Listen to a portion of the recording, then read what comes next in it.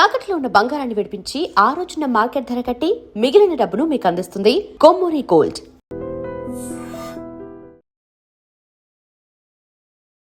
పాపం ప్రతాప్కు సంబంధించిన base line తీసుకుంటే అబ్బాయికి ఒక సమస్య, ఓసు కుమారికి సంబంధించిన టీజర్ చూసుకుంటే అమ్మాయికి ఒక సమస్య. బట్ అంటే ఓవరాల్గా నేను కథ ఒకటే అనట్లేదు, కానీ ట్రీట్మెంట్ వెళ్ళే విధానం అయితే కొంచెం సిమిలారిటీగా ఉండే ఛాయలు కనిపిస్తున్నాయి. రెండింటి సినిమాలని డిఫరెన్షియేట్ చేసేది ఏంటిది? పాపం ప్రతాప్ షూట్ స్టార్ట్ అయ్యాక ఓ సుకుమారి నా దగ్గరికి వచ్చింది కథ. సో వెడ్డింగ్ షో కానీ పాపం ప్రతాప్ కానీ రెండు సినిమాలు కూడా చాలా మంది ఆడియన్స్గా సినిమాలు నచ్చినాయి. రీచ్ అయ్యి వెళ్దాం అనుకునే థియేటర్లో సినిమా లేదు. ఒప్పుకుంటారు ఇది? ప్రీ వెడ్డింగ్కి కొంత అది జరిగింది. పాపం ప్రతాప్ మిక్స్డ్ టాక్ వల్ల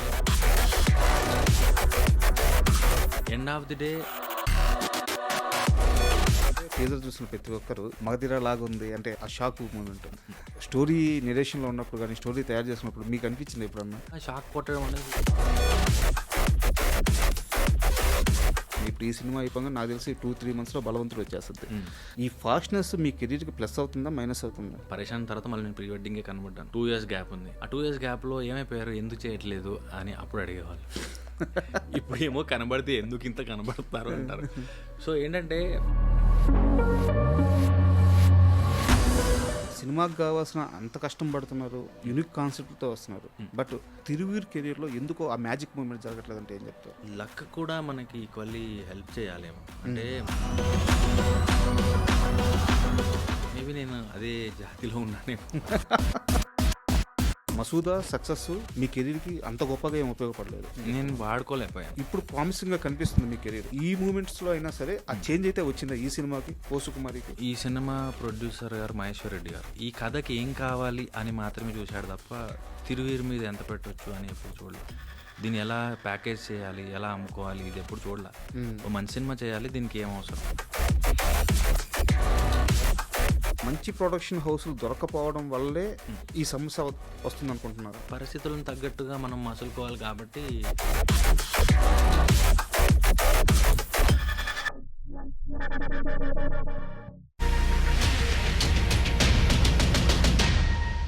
hi, welcome to my show. తిరుగు గారు నమస్తే అండి. Hello sir. యాక్చువల్గా చాలా రోజుల నుంచి మీతో కూర్చోవాలనుకుంటున్నాను. సో సడన్గా ఇలా ఆపర్చునిటీ వచ్చింది. అంటే నేను ఒక చిన్న ఇన్సిడెంట్తో ఇంటర్వ్యూ స్టార్ట్ చేస్తాను. యాక్చువల్గా మీకు సినిమాల్లో యాక్ట్ చేయాలని, హీరో అవ్వాలని ఫస్ట్ నుంచి లేదు. ఆల్ ఆఫ్ సడన్గా మధ్యలో స్టార్ట్ అయింది. మసూదా సక్సెస్ తర్వాత మీరు ఇంటర్వ్యూలు ఇస్తున్నారు, కొన్ని ఛానల్స్కి ఇంటర్వ్యూలు ఇస్తున్నారు. బట్ ఆ టైంలో మీ వెనక పిఆర్ లేదు, మీకు టచ్ అప్ బాయ్స్ కానీ లేకుంటే మీకు టీమ్ కానీ అసిస్టెంట్స్ కానీ ఎవ్వరు లేరు. మీరు బస్ దిగేసి వచ్చి ఒక ఆఫీస్లో ఈవెన్ మీరు ఒంటరిగా అక్కడ రెడీ అయ్యి ఇంటర్వ్యూ ఇచ్చి నడుచుకుంటూ వెళ్ళిపోయిన రోజులు నేను కళ్ళతో చూశాను. సో ఒక మనిషికి అంటే ఆల్ ఆఫ్ సడన్గా సినిమా ఇండస్ట్రీకి వచ్చి, బట్ ఆ రోజు నుంచి కూడా ఈ రోజు దాకా మీరు సినిమాతో అంతే డెడికేటెడ్తో ట్రావెల్ అవుతున్నారు. సినిమా మీద ఇంత ఇష్టం ఒక్కసారిగా ఈ పాత్రలోకి రాగానే ఇంత ఇష్టం పెరగడానికి కారణం ఏంటి? సినిమా మిమ్మల్ని ఎలా లాక్కుంది? ఇష్టం కంటే డిసిప్లిన్ అనవచ్చు సార్. అంటే నాట్ ఓన్లీ సినిమా, అది లైఫ్ అయినా ఒక చదువు అయినా, అది మేబీ చిన్నప్పటి నుంచి అది ఆ డిసిప్లిన్ అలవాటైంది. స్కూల్ 9ంటికి ఉంటే 8:55కి ఉండాలి అని, హోంవర్క్ చేసి పడుకోవాలని, ఎగ్జామ్లో మార్కులు బాగా రావాలని.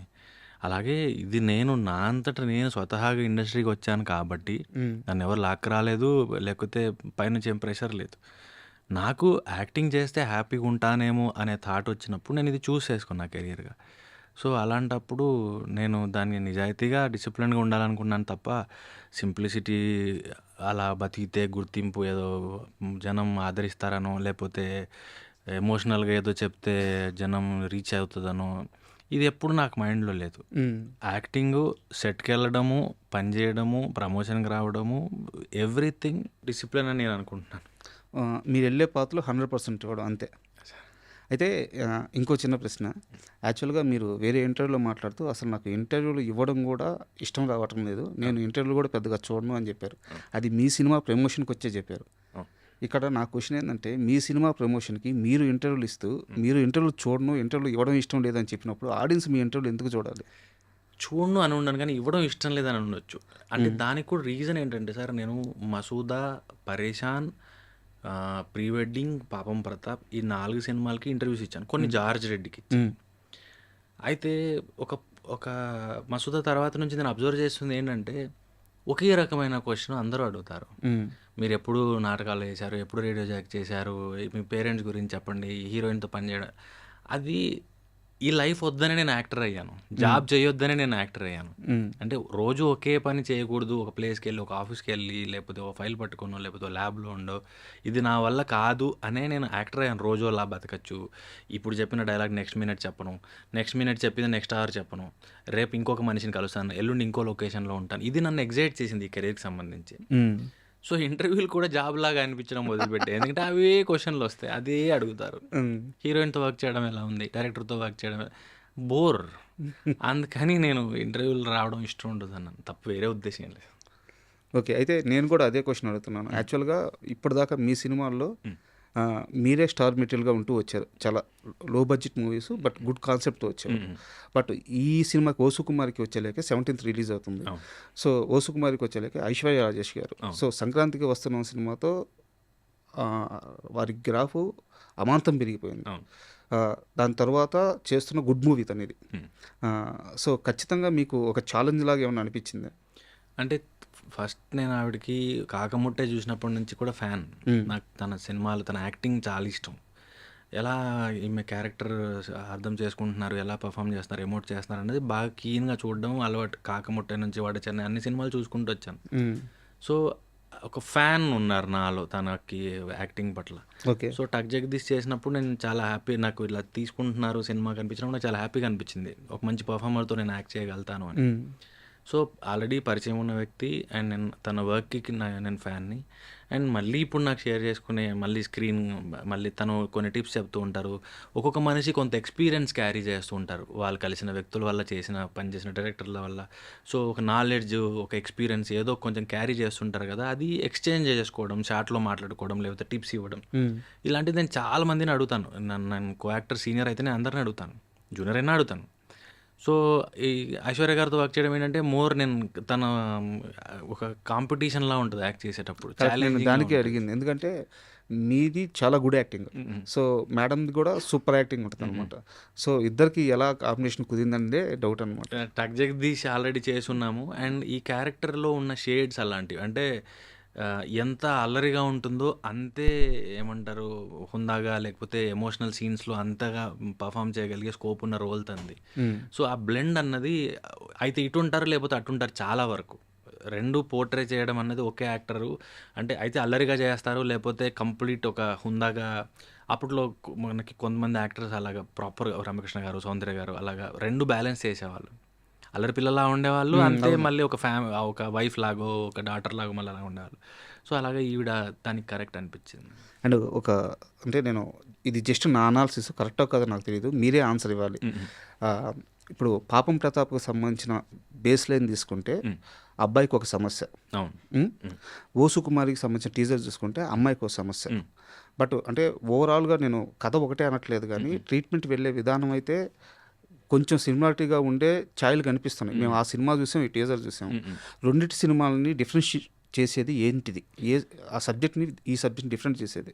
'ఓ సుకుమారి' మోర్ లైక్ ఒక ఫెయిరీ టేల్‌లా ఉంటది. అంటే మనం బుక్స్ చదివేటప్పుడు ఒక రాజకుమారి ఉంటది. లేకపోతే ఒక నావలో ఒక రాజకుమారుడు వస్తాడు. లేకపోతే 'రపెన్జిల్' ఒక పెద్ద జుట్టు ఉంటది. అంటే ఒక ప్రాక్టికల్‌గా డైలీ లైఫ్‌లో సాధ్యం కానిదది. ముట్టుకుంటే షాక్ కొడతదన్నది ఇప్పుడు ఎవరికో ఫ్రిడ్జ్ ముట్టుకుంటేనో, లేకపోతే కుర్చీలో ఎక్కువసేపు కూర్చుంటేనో షాక్ కొడతది. కానీ మనిషికి అదే ప్రాబ్లమ్ అయినప్పుడు దాని మీద జనరేట్ అయ్యే ఇది. నేను అనేది ఏంటంటే పాపం ప్రతాప్‌లో కూడా అది ఒక చిన్న ప్రాబ్లం పెట్టుకొని దాని చుట్టూ మనం స్క్రీన్ ప్లే కథ కదలుకుంటూ వెళ్ళాము. అవును. ఇది కూడా సేమ్ ఒక ప్రాబ్లం. దాని చుట్టూ కథ నడవాలి. ఆ ట్రీట్మెంట్ ఏమన్నా సేమ్ ఫీల్ అయ్యే అవకాశం ఉంటుందా? దానికి తేడా ఉంటుందా? ఎందుకంటే 2 కథలు తెలిసిన మనిషి మీరే. రాదండి. సో దీనికి మీరే సమాధానం చెప్పాలని అడుగుతున్నాను. దేనికి అది సెపరేటే. అంటే మనకి హస్బెండ్ అండ్ వైఫ్ అనడం వల్ల అలా అనిపించుండొచ్చు. అంటే ఒక అబ్బాయి ఒక అమ్మాయిని ఇష్టపడ్డాడు, పెళ్లి చేసుకున్నాడు, దాని తర్వాత వాళ్ళిద్దరి మధ్య ప్రాబ్లం వచ్చింది అనే లాంటి బేస్ వల్ల అనిపించవచ్చు. కానీ దానికి దీనికి సంబంధం ఏం లేదు. అది మోర్ కైండ్ ఆఫ్ ఈవీవి గారి స్పేస్లో ఉంటే ఇది మోర్ మనకి ఎలా చెప్పాలంటే కమర్షియల్ స్పేస్లో ఎంటర్టైనర్గా ఉంటుంది. అంటే పాపం ప్రతాప్కి దీనికి పోలికలు ఉన్నాయని నాకేం అనిపించదు. ఎందుకంటే ఇది స్టార్ట్ చేసేటప్పటికి అది ఆల్రెడీ షూట్ స్టార్ట్ చేసాం. ఓకే. పాపం ప్రతాప్ షూట్ స్టార్ట్ అయ్యాక ఓ సుకుమారి నా దగ్గరికి వచ్చింది మ్మ్. కథ. సో ఒకవేళ నిజంగా ఆ పోలిక ఉంటే నేను నిజంగానే చెప్పేద్దునేమో, అంటే 2 సేమ్ అవుతాయి సార్, నేను ఎలా చేయగలుగుతాను అని. మ్మ్. సో నాకేం అనిపించలేదు. అండ్ ఓ సుకుమారి గురించి ఇంకొన్ని ప్రశ్నలు ఉన్నాయి, బట్ అది అడిగే ముందు మీది లాస్ట్ వెడ్డింగ్ షో కానీ పాపం ప్రతాప్ కానీ 2 సినిమాలు కూడా చాలామంది ఆడియన్స్గా సినిమాలు నచ్చినాయి. బట్ థియేటర్కి వెళ్దామని వాళ్ళకి రీచ్ అయ్యి వెళ్దామని వెళ్ళకే థియేటర్లో సినిమా లేదు. ఒప్పుకుంటారా ఇది? అంటే ప్రీ వెడ్డింగ్కి ఒప్పుకుంటాను. పాపం ప్రతాప్కి 2 వీక్స్ రన్ అయితే రెండింటికి దొరికింది. కానీ నిజంగా ప్రీ వెడ్డింగ్ టైంలో మంచి రివ్యూస్ వచ్చి అందరూ అప్రిషియేట్ చేసి, ఈవెన్ కొంతమంది బ్రూటల్గా రివ్యూస్ ఇచ్చే వాళ్ళు కూడా దాన్ని అప్రిషియేట్ చేశారు. అలాంటప్పుడు పుల్ చేస్తుంది అనుకున్నాం. కాకపోతే మాకున్న పరిమితుల వల్ల మేము సినిమాని పబ్లిసిటీ చేయడంలో కొంచెం వెనక ఉండిపోయాం చాలా ఏరియాస్లో. సో దానివల్ల అది ఎక్కువ మందికి సినిమా వచ్చింది అని తెలిసే లోపే వెళ్ళాల్సిన పరిస్థితి. ఎందుకంటే అది మా వైపు నుంచి కూడా తప్పు ఉంది. ప్రమోట్ చేయడానికి ఆర్థిక వనరులు కావచ్చు, లేకపోతే పరిస్థితులు కావచ్చు, మాకు సహకరించాలి అప్పుడు. అండ్ పాపం ప్రతాప్కి వచ్చినప్పటికీ టాక్ మిక్స్డ్ ఉండింది. దానివల్ల ఈరోజు ఆడియన్స్ థియేటర్కి రావాలన్నది ఒక కాస్ట్లీ అఫైర్. అది ప్రయాణం అవ్వచ్చు, టికెట్ రేట్ అవ్వచ్చు, లేకపోతే సినిమా బాగుంది అంటే కానీ ఇంట్లోంచి కదలని పరిస్థితి. బాగానే ఉంది అన్న కూడా రావట్లేరు.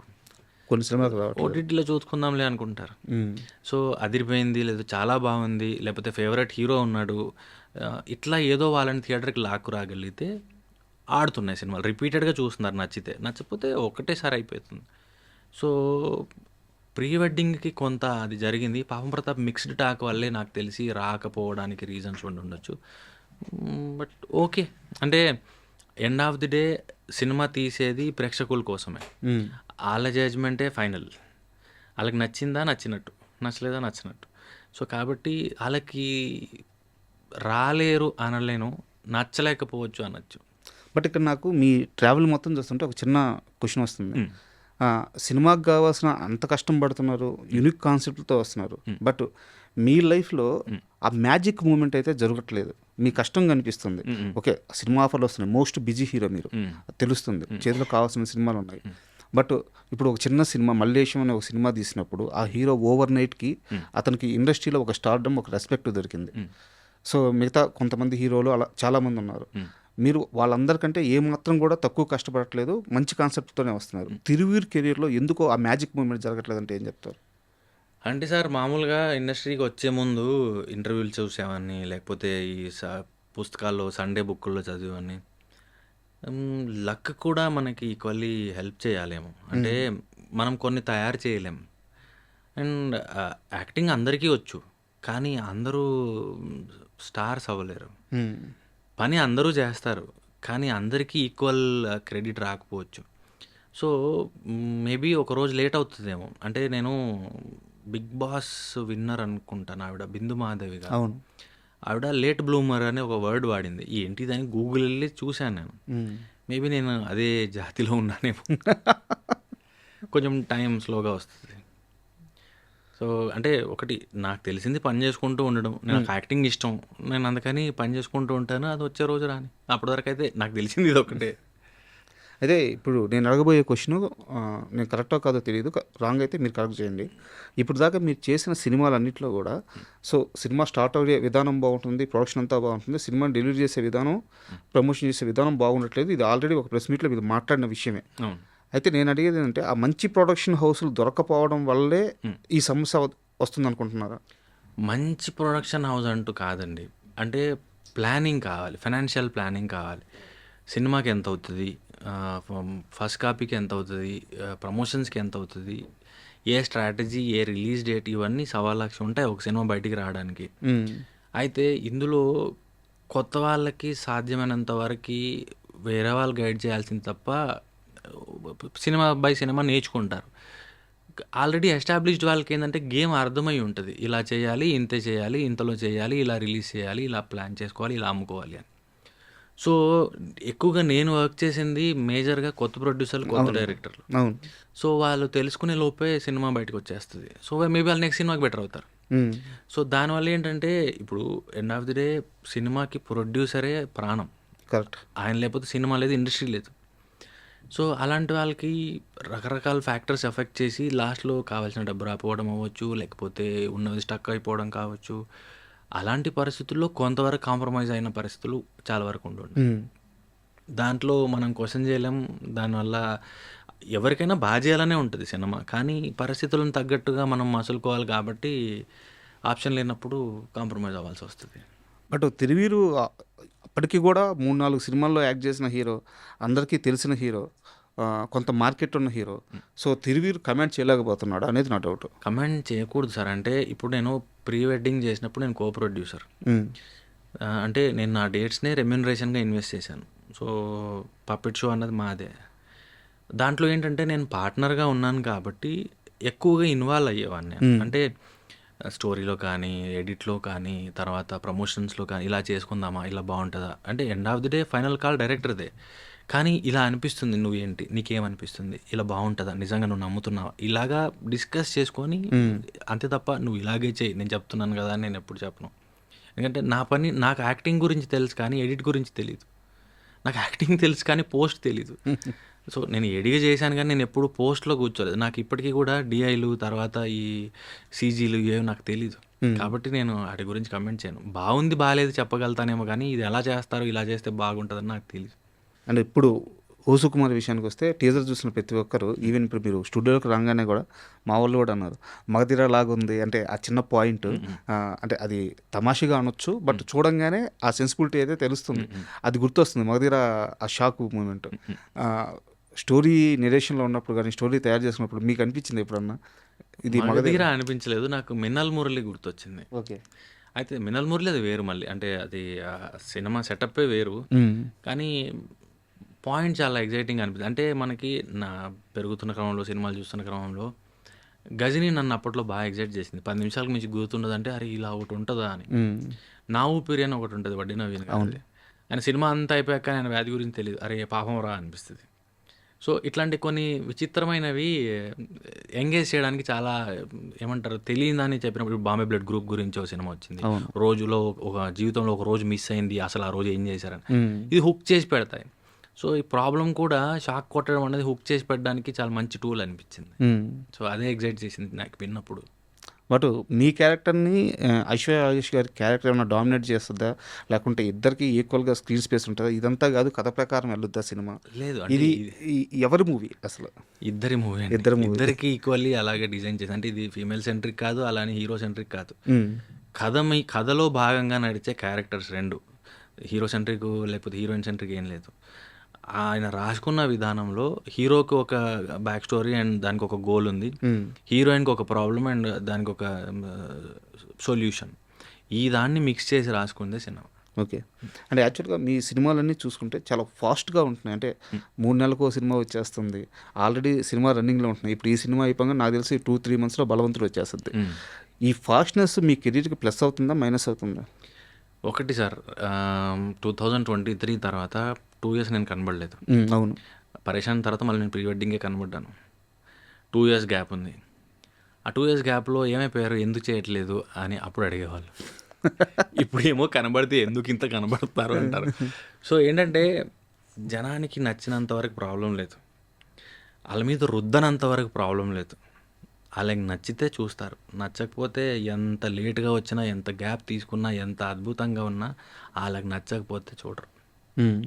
సో ఇది నాకేం పెద్ద ప్రాబ్లంగా అనిపించట్లేదు. ఎండ్ ఆఫ్ ది డే నా ప్రొడ్యూసర్ బాగుండాలి, నా సినిమాకి పనిచేసిన వాళ్ళందరికీ మంచి పేరు రావాలి, అండ్ అందరికీ ఈ సినిమా నెక్స్ట్ స్టెప్కి ఒక హెల్ప్ అవ్వాలి. అది ఏ సినిమా అయినా నేను చేసింది. ఆ పరిస్థితుల్లో వాళ్ళు 3 నెలలకు కాదు కదా, నెలకోటి వేసుకున్నా నాకు ఓకే, వాళ్ళకి బాగుపడేంత వరకు. ఎందుకంటే కృష్ణ గారు, ఎన్టీఆర్ గారి గురించి చెప్తాం 14-16 చేశారని. నేను చూస్తున్నప్పుడు శ్రీకాంత్ గారు, అల్లరి నరేష్ గారు చేసేవాళ్ళు. ఇయర్లీ అట్లీస్ట్ 6 films 5 films ఉండేవాళ్ళు రిలీజ్. ఓకే, ఈ ఇయర్ నావి ఎక్కువ వస్తాయేమో. ఓకే, కాసేపు ఈ సినిమాలన్నీ పక్కన పెట్టి సినిమాల విషయంలో మీ సెన్సిటివిటీ కొంచెం మాట్లాడుకుందాం. పాత సినిమాలన్నీ బాగా చూస్తారా మీరు? తక్కువే అండి, తక్కువ. తక్కువ. సో ఎవరు మీ ఫేవరెట్ హీరో? ఒక్కరి పేరు చెప్తే అది అన్యాయమే. అయితే పెరుగుతున్నప్పుడు నేను ఎక్కువగా యాక్షన్ నేను ఎక్కువ ఇష్టపడేవాడిని. బాలయ్య గారు, తర్వాత జూనియర్ ఎన్టీఆర్ గారు ఎక్కువ చూసేవాడిని. అంటే 10th ఇంటర్మీడియట్ ఆ టైంకి నేను ఆది, సింహాద్రి ఇవన్నీ, యమదొంగలు ఇవన్నీ చూసుకుంటూ నేను ఈవెన్ థియేటర్ ఆర్ట్స్కి ఆడిషన్ ఇచ్చింది యమదొంగ డైలాగ్. అవునా? సో ఎన్టీఆర్ గారు ఎక్కువ చూసేవాడిని. అంటే భారీ డైలాగులు అండ్ యాక్షన్, బాంబులు, కత్తులు ఇవి బాగా ఇష్టపడేవాడిని. అయితే ఇందాక నేను ఇంటర్వ్యూకి ముందు మిమ్మల్ని ఒక ప్లే నుంచి ఏదన్నా ప్లే చేయమంటే ఇది కరెక్ట్ ప్లేస్ కాదన్నారు. బట్ సినిమా డైలాగ్ చెప్పడానికి ఇది కరెక్ట్ ప్లేసే కాబట్టి. సినిమా డైలాగ్ కూడా సార్ నేను ఎంత అంటే నా ప్రాబ్లం ఎక్కడ వస్తుందంటే చిన్నప్పటి నుంచి కూడా ఇంట్రోవర్ట్ ప్రాబ్లం వల్ల ఏంటంటే ఇది చెయ్యి అనగానే నేను ముడుచుకుపోతాను. చాలా ఎక్కువ ఉన్నట్టుంది కదా ఇంట్రోవర్ట్ ప్రాబ్లం. కొంచెం ఎక్కువే, ఇప్పుడు బెటర్ అవుతుంది. కానీ నేను ఎప్పుడు కూడా యాక్షన్ కట్కి మధ్య కంఫర్టబుల్గా ఉంటా. కట్ చెప్పారా మళ్ళీ నేను కాన్షియస్ అయిపోతా, యాక్షన్కి ముందు కాన్షియస్ అయిపోతా. సో ఓన్లీ యాక్టింగ్ నేను అనుకున్నట్టుగా ఒక లైఫ్ ఇవ్వగలుగుతుందని చూసేసుకుంది కాబట్టి యాక్షన్ కట్ మధ్య నేను ఇంకొక మనిషిలా ఉంటా. బిఫోర్ యాక్షన్, ఆఫ్టర్ కట్ మళ్ళీ నేను తిరుగిరి ఎప్పుడైతే వస్తాడో మళ్ళీ సేమ్ అదే ఇంట్రోవర్ట్ ప్రాబ్లం, అదే ఈ సిగ్గుపడ్డం, భయపడ్డం, మొమాట పడ్డం ఇవన్నీ వచ్చేస్తాయి. సో ఇప్పుడు చెప్పరైతే డైలాగ్ కొంచెం కష్టమే. యాజ్ ఏ యాక్టర్గా మిమ్మల్ని ఇన్స్పైర్ చేసే యాక్టర్స్ ఎవరు? అంటే అలా యాక్టింగ్ అంటే సినిమా పరంగా కానీ మాసు ఇవన్నీ పక్కన పెడితే వీళ్ళ నటనలో ఆ స్పార్క్ ఉంటుంది, వీళ్ళ నటన నుంచి నేర్చుకున్నాను అనిపించే యాక్టర్లు చాలా ఉన్నారు. ప్రాసెస్లో ఏంటంటే నేను థియేటర్ ఆర్ట్స్ జాయిన్ అవ్వడానికి కారణమే చాలామంది థియేటర్ ఆర్ట్స్ చేసిన వాళ్ళు. అందులో హిందీ ఎక్కువ చూసేవాడిని, తెలుగు పక్కింట్లో టీవీ వల్ల నేను తెలుగు హిందీ కలిపి చూసేవాడిని. వాళ్ళు ఏం పెడితే అది చూసేవాడిని అంతే, నేనేం పెట్టి చూసేది ఇది కాబట్టి. ఆ ప్రాసెస్లో నేను కమల్ హాసన్ గారిని చూశాను, నసీరుద్దీన్ షా, ఓం పూరి, మనోజ్ బాజ్పాయ్ అండ్ మనకి చిరంజీవి గారు. అంటే వాళ్ళు ఏది పెడితే అది చూడడం. నేను మా ఇంట్లో టీవీ వచ్చిన చాలా లేట్. అయితే ఈ ప్రాసెస్లో యాక్టింగ్కి వచ్చిన తర్వాత అబ్జర్వ్ చేయడం మొదలెట్టిన తర్వాత అది బస్టర్ కీటన్ అవ్వచ్చు, చార్లీ చాప్లిన్ అవ్వచ్చు, అండ్ ధనుష్ గారు అవ్వచ్చు, ఫహద్ ఫాజిల్ గారు అవ్వచ్చు. సో అబ్జర్వ్ చేయడం మొదలు పెడుతున్నాను. కొంతమంది కన్ను అంటే అట్రాక్ట్ చేసుకుంటారు, ఎంతమందిలో ఉన్న అలా వైపు, అక్కడ ఆగిపోతుంది. సో అట్లాగా చాలామంది ఉన్నారు, ఒక్కొక్కరు. అంటే ఒక్కరి పేరు చెప్పడం నా వల్ల కాదు, కానీ అది సుదీప్ గారు అవ్వచ్చు, మమ్ముటి గారు, మోహన్ లాల్ గారు, అండ్ ఒకరి పేరు అని కాదు, ఈవెన్ హిందీ నాకు రాజ్కుమార్ రావు ఇష్టం. అండ్ ఈయన బేసిల్ జోసెఫ్ వచ్చాడు ఈ మధ్య, తనేవి చాలా ఇష్టం. సో చాలామంది అట్రాక్ట్ చేసే, అంటే అంతకుముందు మనకి ఓటీటీ లేనందువల్ల పెద్దగా తెలిసేది కాదు. మహా అంటే ఒక లాంగ్వేజ్, 2 లాంగ్వేజ్. కరెక్ట్. ఇప్పుడు ఏంటంటే కొరియన్ యాక్టర్స్ కూడా ఇప్పుడు మన వాళ్ళకి చాలామందికి తెలుసు కాదు, వాళ్ళంటే చాలా ఇష్టం అది. సో అలా నేను మరాఠీ చూస్తాను ఓటీటీలో, మలయాళం చూస్తాను, సౌత్ ఇండియన్ లాంగ్వేజెస్ చూస్తాను, హిందీ చూస్తాను. సో అందుకని ఒక్కొక్క ఇండస్ట్రీ నుంచి ఒక్కొక్కరు అలాగా చాలా ఇష్టం. ఒక్కొక్కరని కాదు, ఒక్కొక్క ఇండస్ట్రీ నుంచి చాలామంది ఇష్టం. అండ్ మీకు నెరేషన్స్ ఎలా ఉంటాయి? అంటే కొత్త డైరెక్టర్స్ కానీ రచయితలు కానీ వచ్చి నెరేషన్స్ ఇచ్చేటప్పుడు మీరు ఆ నెరేషన్ మూడ్ ఎలా ఉంటుంది, ఎలాంటి నెరేషన్స్ వస్తున్నాయి మీకు, దాని గురించి కాస్త క్లియర్గా చెప్పండి. అది ఒక్కొక్కసారి ఫస్ట్లో మొహమాటంతో వాళ్ళు ఎంతసేపు చెప్పినా వినేవాడిని. అంటే ఒక్కొక్కరు 3 నుంచి 6 గంటల వ్యవధి చెప్పిన రోజులు కూడా ఉన్నాయి. సో అలాగే వినేవాడిని, కానీ అర్థమైపోద్ది 10 నిమిషాల్లోనే ఇది ఎట్టుపోతుంది, మనకు కనెక్ట్ అవుతుందా లేదా అని. సో ఇంత దూరం కష్టపడి వచ్చారు మన కోసం, ట్రావెల్ చేసి చెప్పాలనుకుంటున్నారని సైలెంట్గా వినేవాడిని. అలాగే తర్వాత షూట్స్కి వెళ్ళిపోతే ఏమంటారు నేరేషన్స్ పెండింగ్ పడేవి. సో అలాంటప్పుడు రోజుకు 2, రోజుకు 3 పెట్టుకున్న రోజులు ఉంటాయి. ఇప్పుడు కూడా రోజుకు 2 ఉంటాయి అన్న యావరేజ్. సో కొన్ని పిచ్ డెక్లోనే ఆపేస్తున్నాను, పిచ్ డెక్ పంపించండి నచ్చితే వింటాను అని. కొన్ని సినాప్సిస్ పంపిస్తారు, కొంతమంది వాళ్ళు ఆల్రెడీ చేసిన డెమో వీడియో పంపిస్తారు, కొంతమంది ఇన్ పర్సన్ వచ్చి చెప్తారు. సో ఇప్పుడు డ్యూరేషన్ కట్ చేశాను, అంటే ఎక్కువ పెండింగ్ పడిపోతున్నాయి అండ్ అర్థమైపోతుంది తొందరగానే ఏం కావాలి అన్నది. సో అందుకని ఒక 1 to 1.5 hour వింటాను పర్ నేరేషన్. విని ఒక 24 hours టైం తీసుకొని దాన్ని డైజెస్ట్ చేసుకొని నచ్చుతుందా నచ్చట్లేదా, నచ్చితే మళ్ళీ నేను బౌండ్ స్క్రిప్ట్ తెప్పించుకొని అది చదువుతాను. అప్పుడు కూడా ఆయన చెప్పిన దానికి రాసిన దానికి పొంతనుందా, నాకు నచ్చుతుందా క్రాస్ చెక్ చేసుకొని అప్పుడు నేను నా డెసిషన్ చెప్తాను. ఇలా మీ దగ్గరికి నెరేషన్కి వచ్చి బట్ మీరు చేయకుండా బయటికి వెళ్ళిపోయిన సినిమా, మంచి సినిమాలు ఏమన్నా ఏదో కారణాల వల్ల? మంచి సినిమా అని కాదు, అంటే నాకు అప్పుడు డేట్లు కుదరక చేయలేదు, పొలిమేర అడిగారు నన్ను. అప్పుడు నేను టక్ జగదీష్ అని పరేషాన్ చేస్తున్నాను. సో అప్పుడు అది అవ్వలేదు, అది ఒకటి బాగా ఆడింది. బట్ ఇప్పుడున్న పొజిషన్లో మీకు ఈ కథ కావాలి, ఈ కథ వద్దు, ఈ కథలో ఈ చేంజెస్ కావాలి, దీనికి ఇంత బడ్జెట్ అయితే బెటరు, ఇలాంటి ఒక లగ్జరీ ఇప్పుడు వచ్చిందా? అంటే బడ్జెట్ గురించి నేను ఎప్పుడు మాట్లాడను. ఈ సినిమాకి ఎంత పెడతారు మీరు అనేది నేను తేను, కానీ కథ బాగుందా లేదా. అండ్ ఇప్పుడు ఏంటంటే ఎంత కథ బాగున్నా కూడా సినిమా బయటికి రావాలి, సినిమా షూట్ చేయాలి, సినిమా ప్రమోషన్ చేయాలి, సినిమా రిలీజ్ అవ్వాలి, సినిమా సేల్ అవ్వాలి. ఈ 4 స్టేజ్లు ఉన్నాయి. అందుకని నేను ఏం చేస్తున్నానంటే, మీ ప్రొడ్యూసర్ గారికి వీటి గురించి మీరు చెప్పారా, ఈ అవగాహన ఉందా, పోనీ ఆయన ఆల్రెడీ ఇండస్ట్రీలో ఉన్నారా. సో ఈ స్టేజెస్ చాలామంది ఏం చేస్తారంటే, ఇక్కడ తప్పు పడడం కాదు కానీ ఆకలి లేకపోతే ప్రూవ్ చేసుకోవాలనే తపనలు ఏం చేస్తారంటే ఫస్ట్ కాపీ వరకే బడ్జెట్ చెప్తూ ఉంటారు. సో నెక్స్ట్ ప్రమోషన్స్ ఉంటాయి అన్నది కూడా తెలీదు. ప్రొడ్యూసర్కి చెప్పి ఉండకపోవచ్చు, లేకపోతే తక్కువ ఫిగర్ చూపించడానికి ఇక్కడికే చెప్పి ఉండొచ్చు. దానివల్ల ఏంటంటే నువ్వు చెప్పినంత పెట్టాను కదా అనే పరిస్థితి వస్తుంది. అసలు విషయం మళ్ళీ అక్కడ స్టార్ట్ అవుతుంది, అక్కడ ఇన్వెస్ట్ చేయాలి ప్రమోషన్స్కి. సో ఇవన్నీ చూసిన తర్వాత ఏంటంటే ప్రొడ్యూసర్ గారి గురించి కూడా అడుగుతున్నాను ఇప్పుడు కథతో పాటు. ఇది కొత్తది నేర్చుకున్నారు. అంటే ఎంత మంచి సినిమా చేసినా, ఎంత కళాఖండాన్ని తీసినా బయటికి రావాలి. అది మధ్యలో ఆగకూడదు, డబ్బాలో ఉండిపోకూడదు. అది థియేటర్కి రావాలి, టీవీకి, శాటిలైట్కి, డిజిటల్కి కూడా రావాలి. సో అప్పుడే మనం ఏం చేసాము, ఏం కష్టపడ్డాము, ఏం చెప్పాలనుకున్నాము, దేనికోసం ఇంత ప్రయత్నం చేసాము అన్నదానికి ఒక సార్థకత. సో అందుకని ఇప్పుడు కథ అండ్ ప్రొడ్యూసర్ 2 చూస్తున్నాను. ఈ రాజు వెడ్స్ రాంబాయ్ డైరెక్టర్తో మీ వైబ్ ఏంది, అంత బాగా కుదిరింది? అంటే మీ ఇద్దరు కూర్చొని ఇంటర్వ్యూలో మాట్లాడుతుంటే ఎలా ఉందంటే ఏదో చాలా రోజుల నుంచి ఫ్రెండ్స్ బ్రదర్స్ మాట్లాడుతుంది. ఆయనతో ఏంది మీకు అంత వైబ్ రావడానికి కారణం? ఒక రకంగా మీరు ఆ ఇంట్రోవర్ట్ షీల్డ్ నుంచి ఓపెన్ అయినట్టు కూడా ఉంది ఆ ఇంటర్వ్యూ. అంటే చాలా రేర్గా నేను అలా మాట్లాడతాను. అంటే నా ఫ్రెండ్స్, స్కూల్ మేట్స్, క్లాస్మేట్స్, సాయిలతో నాకు పెద్ద పరిచయం లేకుండింది. అంటే రాజు వెడ్స్ రాంబాయిలో అతను ఒక పాడ్కాస్ట్ చేశాడు, రామ్ వెంకట్ శ్రీకర్. అవును, అది నేను మేకప్ వేసుకుంటూ చూశాను. చాలా పెయిన్ఫుల్గా అనిపించింది ఆయన మాటలు విన్నప్పుడు, ఎమోషనల్ అయ్యాను. చాలామంది అంటే నాకు ఆ టీం తెలుసు కాబట్టి తన నంబర్ తీసుకొని కాల్ చేశాను. నువ్వు ఎక్కడున్నావు, అర్జెంటుగా నేను కలవాలనిపిస్తుంది, ఒక హగ్ ఇవ్వాలనిపిస్తుంది అని. అన్న వరంగల్కి వెళ్తున్నాను ప్రమోషన్స్కి, నేను లేని రాగానే ఫోన్ చేస్తాను. అలా మా కాన్వర్జేషన్ స్టార్ట్ అయింది. తర్వాత మేము కలవద్దాం అనుకున్నప్పుడు బిజీ ఉండడం, నేను బిజీ ఉండడం, తను బిజీ ఉండడం, లాస్ట్కి మేము పాపం ప్రతాప్ ఈవెంట్లోనే కలుసుకోవాల్సి వచ్చింది ఫస్ట్ టైం. కాకపోతే ప్యూర్ సోల్, అంటే దాపరికాలు లేకుండా, ఏదో యాక్టర్ డైరెక్టర్ లాగా మాట్లాడుకోకుండా, ఏ ఫిల్టర్లు లేకుండా ఓపెన్గా మాట్లాడతాడు తను. ఏమనుకున్నా, ప్రేమ వచ్చినా, కోపం వచ్చినా, ఏదో వచ్చినా మాట్లాడేస్తుంటాడు. సో అలాగా ఆ రోజు అంత బాగా వచ్చింది. ఏదైనా మూవీ ఏమైనా ప్లాన్ చేస్తున్నారా మీ కాంబినేషన్?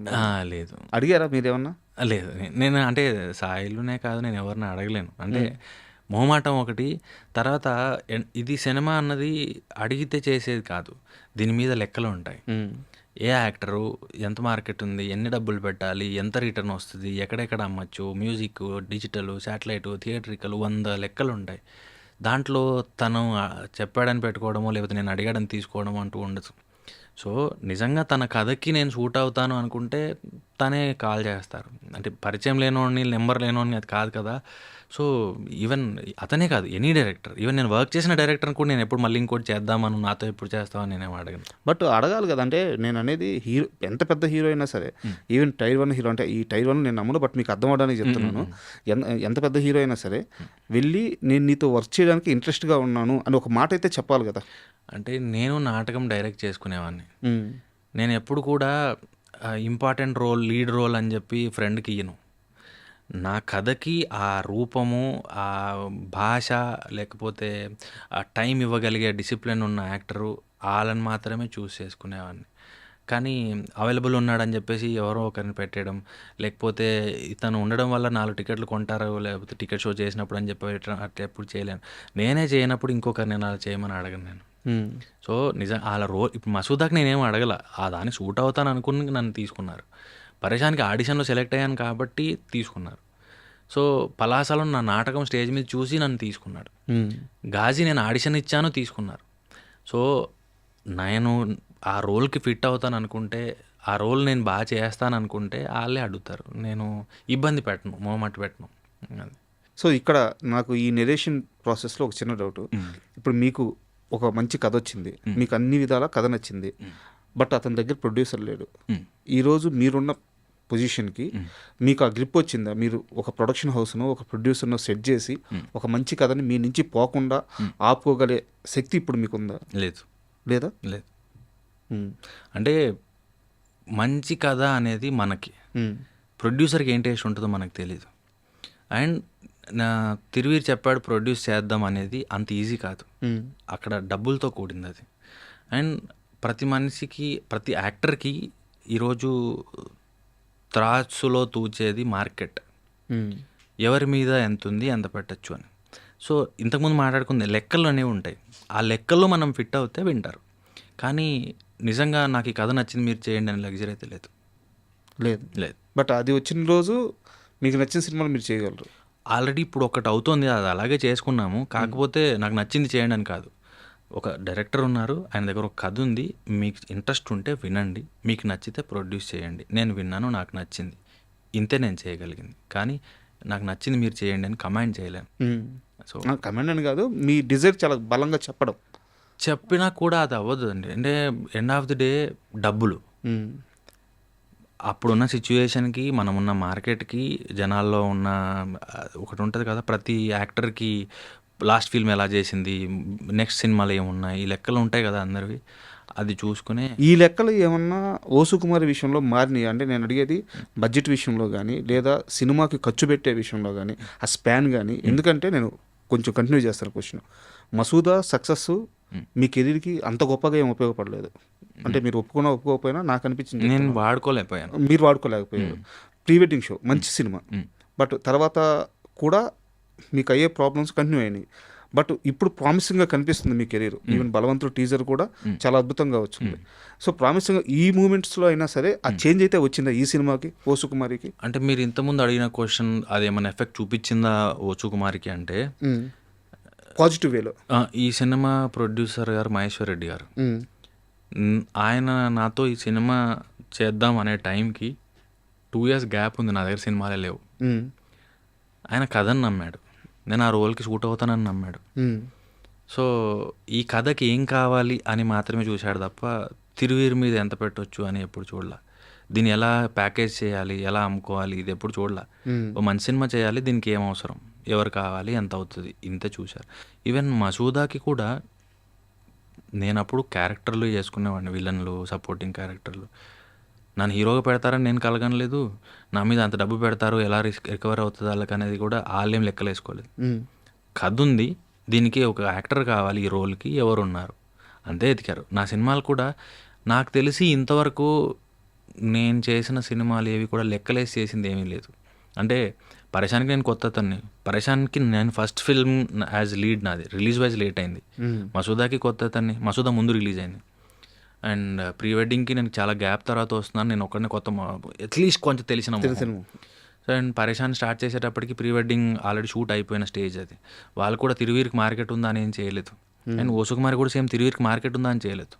ఆ కథకి క్యారెక్టర్, కథలో ఇతను సూట్ అవుతాడు, ఆ హీరో క్యారెక్టర్ అతను సూట్. ఈవెన్ భగవంతుడు కూడా నా కోసం ఏం చేయాలా, వాళ్ళు కథ రాసుకున్నారు, అది తీయాలనుకుంటున్నారు, దీనికి ఎవరు సూట్ అవుతారు. సో అంతే. బట్ ఈ ఫేజ్ నుంచి మీరు నెక్స్ట్ ఫేజ్కి వెళ్ళాలంటే నాకు తెలిసి మీరే ఓపెన్ అవ్వాలేమో అనిపిస్తుంది. ఓపెన్ అవ్వడం అంటే ఏముంది సార్, ఆడియన్స్ ప్రేమే, వాళ్ళు ఎంతగా ప్రేమిస్తే అంత ముందుకెళ్తాం అంతే. అంటే వాళ్ళకి నచ్చుతోందా మన పని, మన సినిమా అన్నది వాళ్ళే డిసైడ్ చేసేవాళ్ళు. వాళ్ళు అప్రిషియేట్ చేసిన రోజు ఎవరు ఆపలేరు.